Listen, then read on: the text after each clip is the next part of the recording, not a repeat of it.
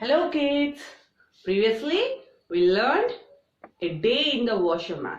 Okay. So how the washerman spending his day, morning till evening. Did we learn? Yes, we had gone to the lesson and we observed the lifestyle of a washerman. So there, to observe the lifestyle of a washerman, we use the words, means from morning till evening what he is doing. To tell them in sequence, we use the words, the time order words. So children, do you remember the time order words previously we learned?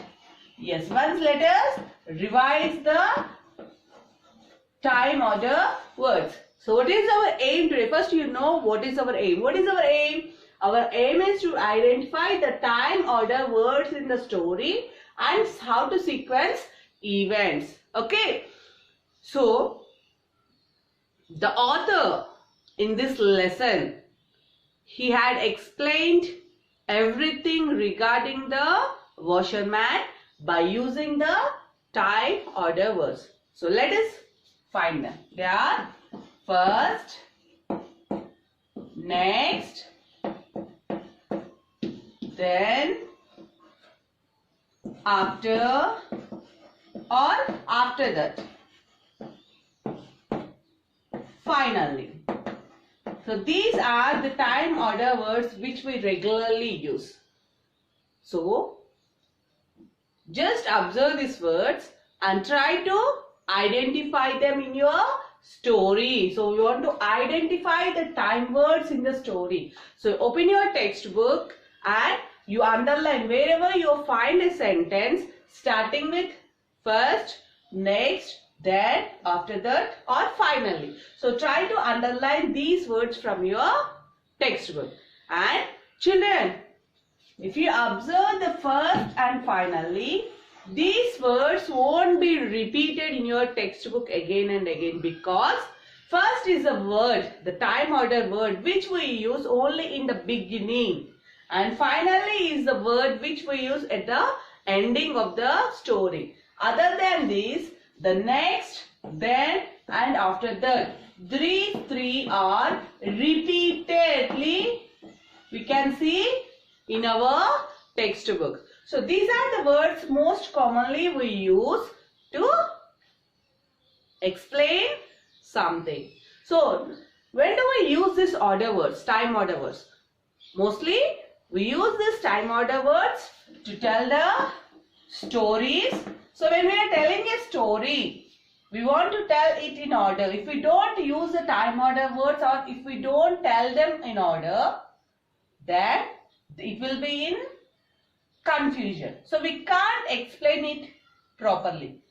If we won't explain it properly, there arises a confusion. So because of this confusion, they won't understand the story properly.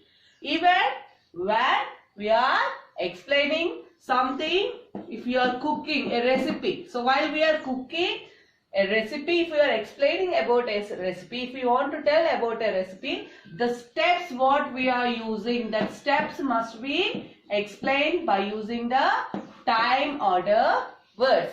Even if you want to explain a story or a movie, then also the beginning of the story till end of the story, we want to explain it by using these words. So what is mean by sequencing of the events? So sequencing of the events means telling something from first to last properly by using the order words. So if you are able to explain everything in from first to last by using the order words, then we can say that we are able to sequence the events. When we are able to sequence the events properly, then we can explain anything in an order, which will be very easy for others to understand without any confusion. I think you got it. So our aim to underline the words in the story. So children, wherever you observe these words, you want to underline in your textbook and you want to sequence the events. Okay. So how to sequence any events? First, to sequence to events, first you read the story properly. So take your textbook, try to read the story twice.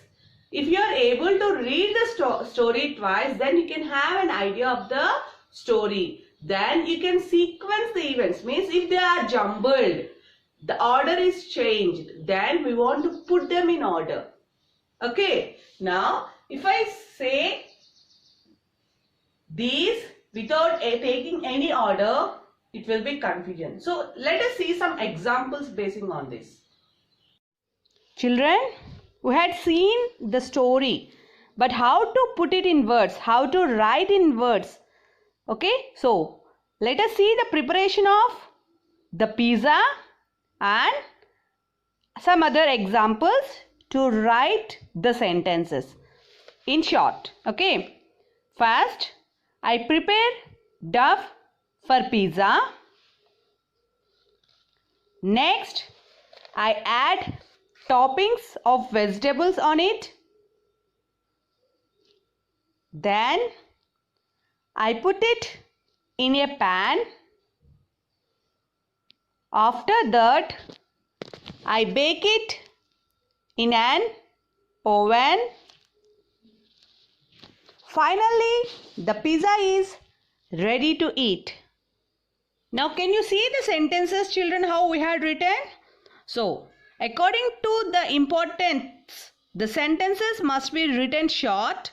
And can you see the first sentences? They were underlined. See the words?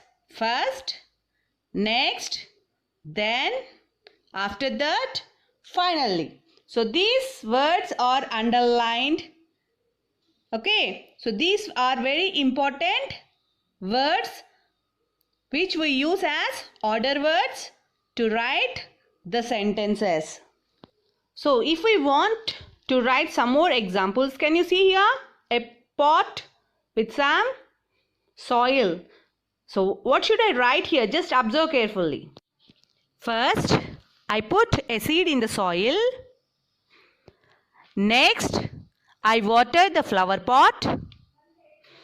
Then, I keep it in sunlight. After that, the plant grows. Finally, my flowers are ready.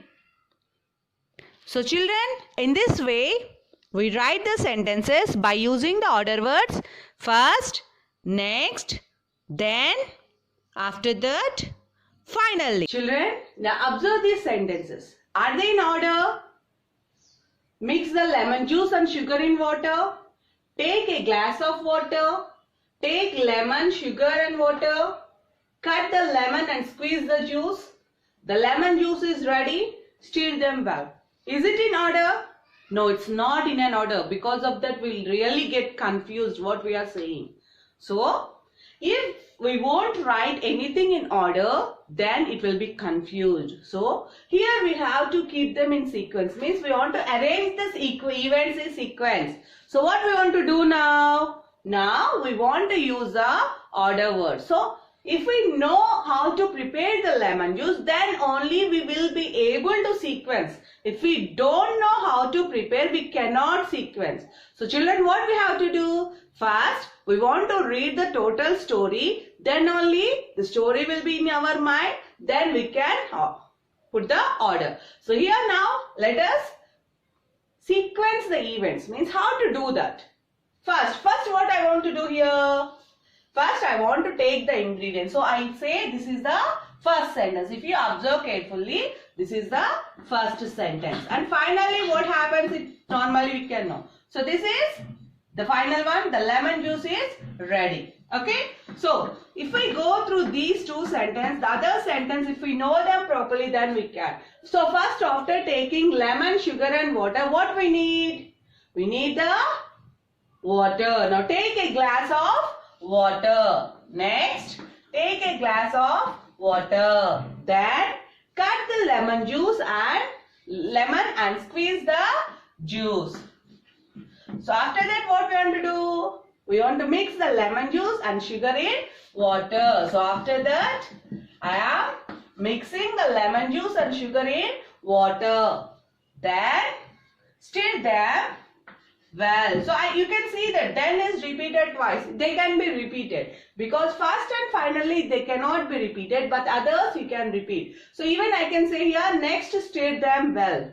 Finally, the lemon juice is ready. So if we know only, we will be able to sequence them in order. So children, first read the story properly, then try to sequence it in order. Before that, you want to underline the time order words in the story. So try to underline the time order words in your story. Then try to sequence it in your volume. Now let us check the volume. Now children, open your volume, page number 22. Time order words. Did you observe? Yes. Now see your first question. Use the time order words from the help box to fill the blanks. So wherever you think it is necessary to use these words, if it is because no first and second is given, so observe the sentence properly, where to write next, after, then. According to that, you complete your first question. Now see the second question. Here, the number of events from the story, a day in the life of a washerman, in the order they occur. So we want to arrange them.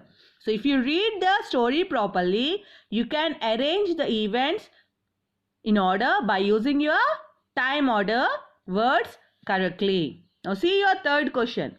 Give two examples when putting things in an order or sequence is important.